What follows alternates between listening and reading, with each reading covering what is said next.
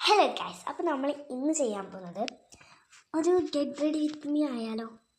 ആദ്യം നമുക്കൊന്ന് ഡ്രസ്സ് മാറ്റാം. ഇപ്പം ഞാൻ ഇടാൻ പോകുന്ന ഡ്രസ്സാണ് ഈ ഒരു ബനിയൻ വരും.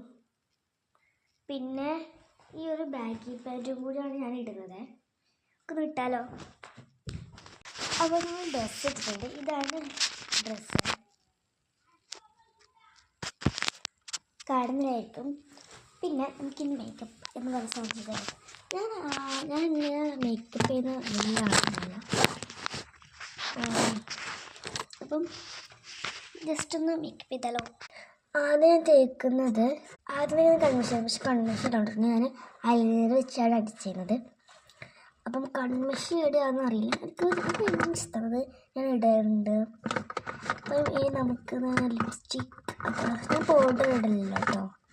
എവിടെയെങ്കിലും പോകുമ്പോഴൊക്കെ ആയിരിക്കും ചിലപ്പോൾ ഇടല്ലോ. സ്കൂളിൽ പോകുമ്പം ഞാൻ ലിപ്സ്റ്റിക്ക് ബ്രൗൺ ഷെയ്ഡാണ്. ഇത് എൻ്റെ ഇതേ ഷെയ്ഡാണ്.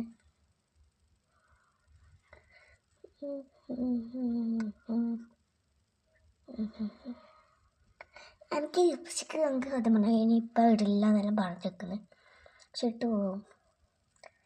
അത് ചുണ്ടിക്ക് ഇങ്ങനെ തൊലിയാക്കി പറഞ്ഞു വരുന്നുണ്ട്.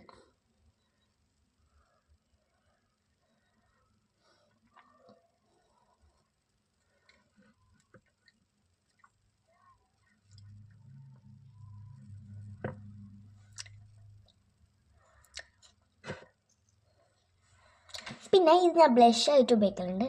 കുറച്ച് മിന്നുന്ന പോലെയൊക്കെയാണ്.